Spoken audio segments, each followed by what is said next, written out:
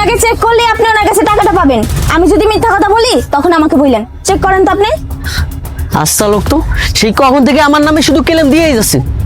আচ্ছা ঠিক আছে, আপনার যদি এতই চেক করার ইচ্ছা, ওকে চেক করেন, চেক করেন। ঠিক আছে আপু, আপনি দেখেন আমি ওনারা চেক দিতেছি। এই আপনি সোজা দাঁড়ান, আপনার চেক করবো। হ্যাঁ চেক করেন।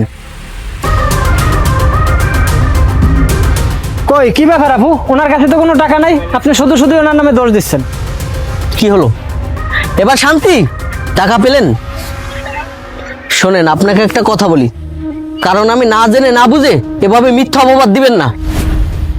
শুনুন, টাকাটা কিন্তু 100% আপনিই নিছেন।